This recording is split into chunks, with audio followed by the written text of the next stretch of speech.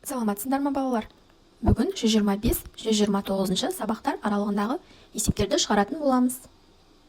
Бірінші 125 сабақ логикалық есептер. Бірінші есеп балалар құрастырған екі әріптен тұратын буындар сыз дыбыстан басталады. Қандай буындар шығуы мүмкін?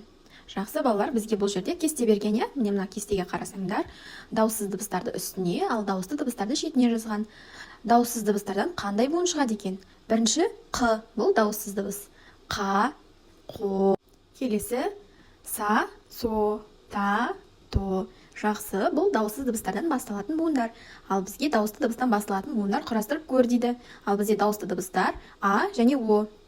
Міне дауысты дыбыстан басталатын бірінші ақ, оқ, ас, ос, ат, от. Жарайсыңдар, келесі екінші есеп. Әртүрлі екі жеміс таңда қандай нұсқалар шығуы мүмкін? Барлық нұсқаларды атау және шатаспау тәсілін ойлап тап дейді. Жақсы, біз бұл үшін кесте құрамыз. Кестеге осы жемістердің атауын жазып аламыз. Үстіне қара өрік, жасыл алма, сары өрік, ал сол жағына қызыл алма, алмұрт. Енді бізге екі жемісті таңда деп тұр, әртүрлі. Жақсы, енді екі жемістен құрастырамыз. Бірінші қызыл алма, қара өрік, қызыл алма, жасыл алма, қызыл алма, сары өрік. Жақсы, енді келесі жеміс алмұрт. Алмұрт, қара өрік, алмұрт, жасыл алма, алмұрт, сары өрік. Жақсы, жарайсыңдар балалар. Келесі есепті шығар. Сырым, Әлия және Серік кіммен шахмат ойнайтынын анықтауда. Ойыншылар жұбын таңдау керек. Қандай нұсқалар болуы мүмкін? Кестеге сүйене отырып есепті шығар. Міне бізге мына жерде кесте берілген, есептің берілгенінде. Бұл жерде кестеде сырым мен сырым ойнай алмайды, яғни минус таңбасы тұр. Әлия мен Әлия ойнай алмайды. Серік пен Серік өз-өзімен ойнай алмайды. Біз енді осы кестеге сәйкестендіріп, кім-кіммен ойнай алатынын белгілейік. Сырым Әлиямен, сырым Серікпен ойнай алады. Әлия сырыммен және Серікпен ойнай алады. Ал Серік сырыммен және Әлиямен ойнай алады екен. Жарайсыңдар балалар. Келесі төртінші есеп. Есептердің қысқаша жазылуын таңда, есептердің шешуін жаз дейді. Біз А, Ә және Б есептерін шығаратын боламыз. Ең бірінші А есебінде эстафетаға 16 қыз бен олардан үшеуі кем ұл қатысты. Эстафетаға неше ұл қатысты? Енді мына жаққа берілгенін жазамыз. Эстафетаға 16 қыз, ұл белгісіз, яғни үшеуі кем. Шешуіне жазамыз. 16 азайтамыз 3-ті. Тең 13. 16-дан 3-ті азайтқанда 13 болады. Сонда эстафетаға 13 ұл қатысыпты. Жауабы 13 ұл. Яғни бұның қысқаша жазылғаны бұл үшінші нұсқа. Себебі үшінші нұсқаға қарасаңдар, берілгенінде қыз 16, ал ұлдар белгісіз, яғни сұрақ белгісі және де үшеуі кем. Яғни бұл есептің қысқаша жауабы үшінші нұсқа екен. Жақсы, келесі Ә. Эстафетаға 16 қыз бен 10 ұл қатысты. Эстафетаға неше ұл кем қатысты дейді. Бұның да берілген жазып аламыз. Эстафетаға қыз 16, ұл 10. Шешуіне 16-дан 10-ды азайтамыз. Яғни жауабы 6. Эстафетаға 6 ұл кем қатысыпты. Енді бұның қысқаша жазылуын іздейміз. Бұның қысқаша жазылуы екінші нұсқа болады. Себебі бізде 16-дан 10-ды азайтып тұрмыз. Сонымен жауабы екінші нұсқа болады екен. Келесі Б есебінде жарысқа Қазақстаннан 3 команда, шетелден 6 команда қатысты. Жарысқа барлығы қанша команда қатысты? Бұның да берілгенін жазамыз. Жарысқа Қазақстанның командасынан 3, шетел командасынан 6. Шешуінде екеуін қосамыз. 3-ге 6-ны қосамыз, тең 9. Жауабы барлығы 9 команда қатысыпты. Енді бұның жауабы бірінші нұсқа болады. Себебі бізде берілгені толық жазылған, және мынау көрсетіліп тұрған белгі бұл барлығы дегенді білдіреді. Келесі есеп 126 сабақ есептер шығару. Бірінші есеп балалар таңдаған көкөністер мен жемістердің атауын жаз дейді. Мына балаларға есімін қойып алайық, иә, бірінші. Ол балаға Арман, ал қызға Айжан деп есімін қойып алайық, жақсы ма? Арман айтып жатыр, мен жасыл түсті көкөністерді таңдаймын дейді. Ал Айжан қызыл түсті жемістерді таңдаймын дейді. Балалар енді осыны Арманды және Айжанды екіге бөліп жазамыз. Арманға жасыл түсті көкөністер мен жасыл түсті жемістерді, ал Айжанға қызыл түсті жемістер мен қызыл түсті көкөністерді бөліп береміз. Арман жасыл түсті көкөністерден 40 қабат және қиярды береміз. Ал жасыл түсті жемістерден жүзім, алмұрт және алманы береміз. Енді Айжанға қызыл түсті жемістер алма, анар, құлпынай, таңқурай. Міне суреттегі жемістерді бөліп беріп жатырмыз, иә? Ал қызыл түсті көкөністерден қызыл бұрыш, шалғам және қызанақ. Жарайсыңдар балалар. Енді Келесі екінші есеп. Анам тек 2 көкөністен салат жасамақшы. Таңдаудың қандай нұсқалары бар дейді. Егер мына жерде тұрған көкөністерді таңдайтын болса, кесте құрып, әрқайсысымен 2-2-ден салат жасаса болады. Енді кестеге қызанақ және қияр, тәтті бұрыш, жуа деп жазып аламыз. Тәтті бұрышпен қызанақ, тәтті бұрышпен қияр. Жуамен қызанақ, жуамен қияр, немесе қызанақпен қияр деп бөліп осылай кестеге жазсаңдар болады. Жарайсыңдар, келесі есеп. Есепті шығар. Балалар асханаға бару үшін жұптасып сапқа тұрмақшы болды. Айгүлде жұп таңдаудың қанша нұсқасы бар? Міне бізде суретте берілген Айгүл, Берік, Арман және Сәуле. Енді біз Айгүлге жұп таңдап беруіміз қажет. Ол үшін тағы да кесте сызамыз. Бізге кесте сызу арқылы таңдау оңай болады. Міне Айгүл, Берікпен бірінші жұп, Айгүл, Арманмен екінші жұп, Айгүл, Сәулемен үшінші жұп. Яғни бізден 3 жұп шығады екен. Жақсы, келесі 4-ші есеп. Сурет пен сұлба бойынша есеп құрастыр дейді. Кескінді сызып, осындай сұлба сал, есепті шығар. Енді біз бұл есепті шығару үшін кесінді сызамыз. Кесіндінің ұзындығы 9 см. Ал оның мына жерде көрсетіліп тұр. Жарты кішкене жартысы 3 см екен. Ал мына үлкен жартысы белгісіз. Енді ол белгісіз жартыны табу үшін 9-дан 3-ті азайтамыз. 9-дан 3-ті азайтқанда 6 болады. Яғни біздің жауабымыз 6. Мына суретте көрсетілгендей, себеттің ішінде 6 алма, ал сыртында 3 алма бар. Оны қосқан кезде 9 шығады. Міне біздің есебіміз дұрыс орындалды. Жақсы, келесі есеп 5-ші есеп. Есепте өзіңді тексер.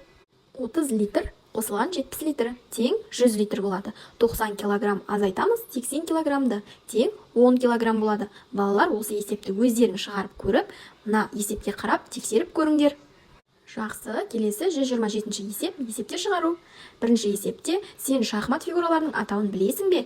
Фигуралардың әр түрінің санын анықта. Бір түсті фигуралар саны туралы диаграмма құрастыр дейді. Міне бізде мына жерде шахматтың суретін берілген, сары және қара түсті шахматтың фигуралары екен. Бұл жерде бізге ең бірінші сарбаз дейді. Сарбаз, бұл сарбаздың санын біз санаймыз.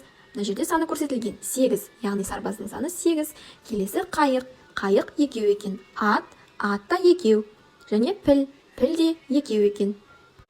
Келесі уәзір. Уәзір 1 және патша да 1 екен. Міне мына жерде мен диаграмма құрдым. Сендерге, яғни мына шетінде қанша екен саны көрсетілген. Сол жақтан жоғары қарай қарасаңдар, 0-ден бастап санын көрсеткен. Яғни қайсы көп, қайсы аз екенін осылай анықтаймыз. Бұны дәптердегі торкөздерге бояп, мысалы 1 ат болса 1 торкөзді, 2 ат болса 2 торкөзді, солай санап бояп жасасаңдар болады. Жақсы, келесі есеп. Сенің қорабыңда ақ және қара түсті дойбылар бар. Қарамай тұрып 2 дойбыны алуың қажет. Алынған дойбылар қандай түсті болуы мүмкін? Яғни бізде қара және ақ түстер екен. Ол үшін мына жерде бізге кесте беріп қойған. Ол кестеде 2-2-ден дойбылар қандай түсті түсуі мүмкін бізге? Соны анықтайтын боламыз.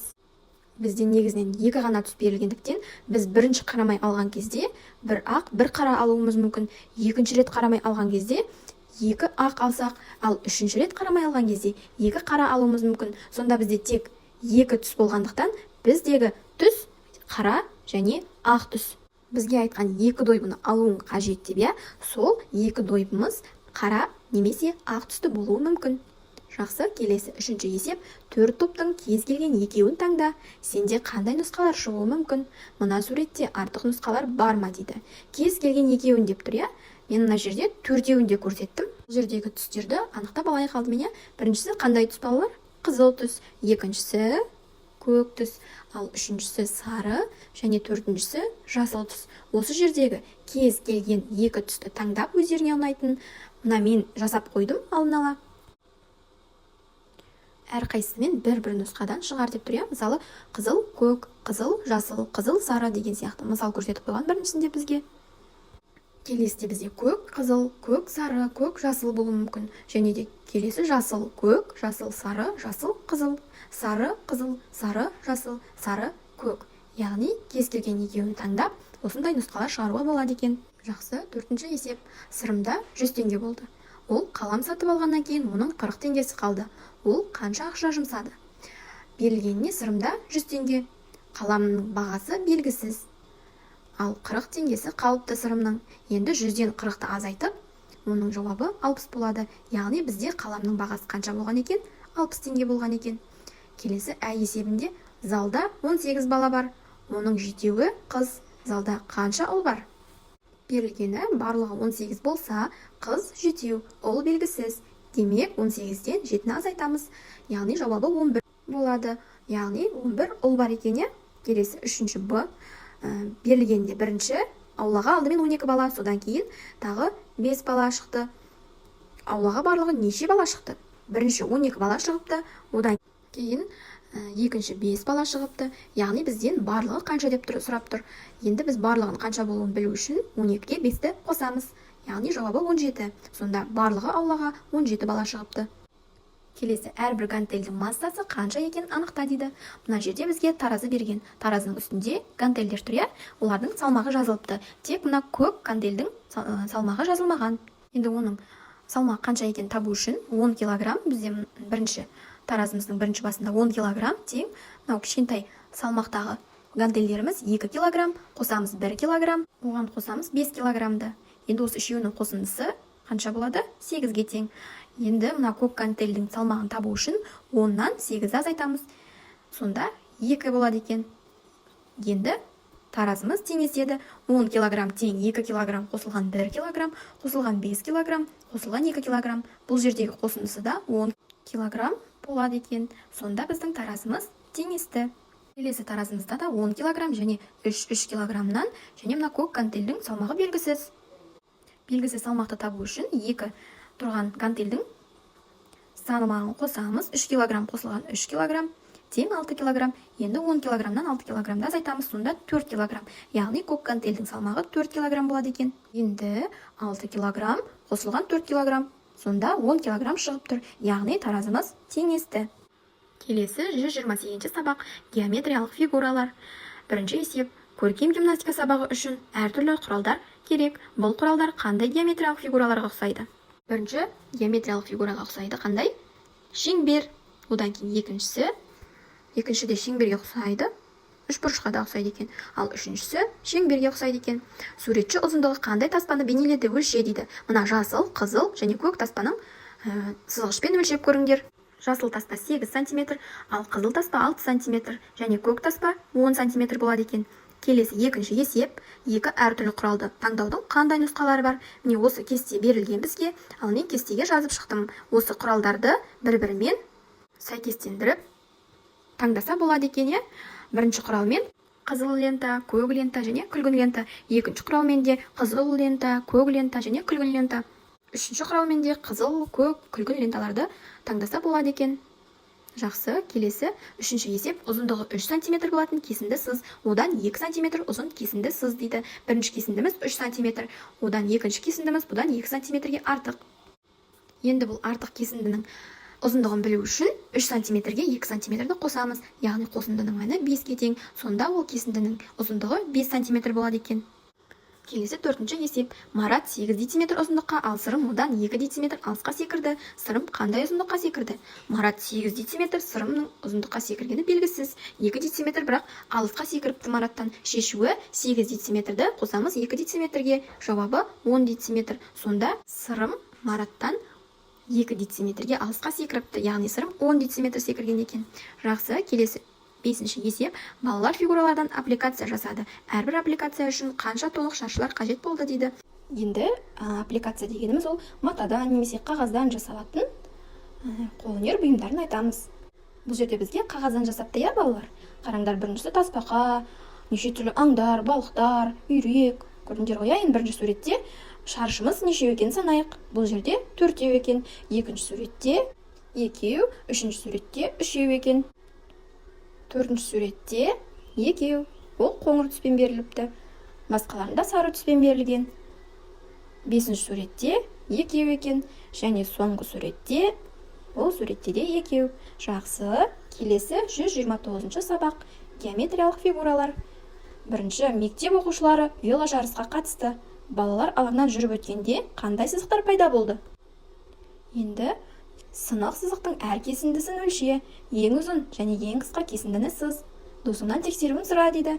Сынық сызық дегеніміз міне бірінші суреттегі сызықтар сынық сызық. Бұның әр қайсысын өлшеп көріңдер. Және ең үлкен, ең кішкентай кесінді сызыңдар. Келесі екінші есепті шығар. Кері есептер құрастырып, оларды шығар дейді. Дүкенде бір апта ішінде ересектерге арналған 20 велосипед, ал одан балаларға арналған 10 артық велосипед сатылды. Неше балалар велосипед сатылды дейді.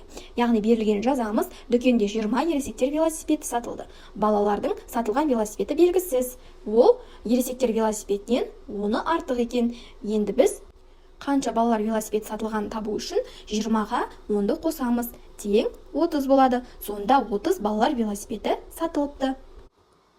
Келесі есепте және салыстыр дейді.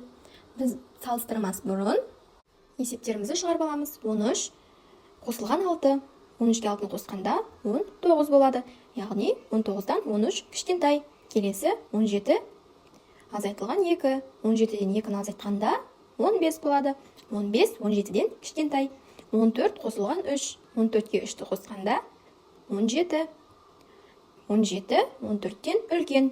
Келесі 60 қосылған 30 тең 30 қосылған 60. Себебі қосылғыштардың орнына ауысқанмен қосындының мәні өзгермейді.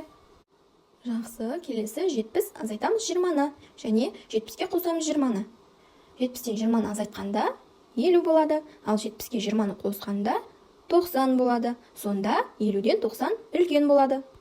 70 азайтамыз 30-ды, 40 болады. 40-қа қосамыз 10-ды. 50. 40 үлкен бе, әлде 50 үлкен бе? Әрине 50 үлкен болады. Келесі 6 қосамыз 14. 14 қосамыз 6. Жаңа айтқанымдай, қосылғыштардың орны ауысқанмен қосындының мәні өзгермейді. Келесі 7-ден азайтамыз 4-ті. Жауабы 3 болады. 17-ге қосамыз 3-ті, жауабы 20. Сонда 20 3-тен үлкен. Келесі 2 қосамыз 16, 18 азайтамыз 15. 16-ға 2-ні қосқанда 18 болады. 18-ден 5-ті азайтқанда 13 болады. Сонда 18 үлкен болады. Үстелге фигуралар қандай ретпен орналастырылды? Қағаздан фигуралар қиып ал, өзіңе композицияңды құрастыр дейді. Енді балалар қайшыны қолданғанда ата-аналармен бірге қолданыңдар, жақсы ма? Бізде бұл жерде көрсетілген фигуралар шеңбер, шаршы, үшбұрыш және тік төртбұрыш екен.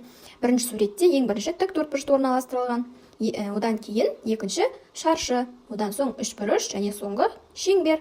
Келесі ән нұсқасында бірінші шеңбер, одан кейін үшбұрыш, содан соң шаршы, одан кейін тік төртбұрыш орналастырылыпты. Осылай сендер де әртүрлі ретпен орналастырыңдар.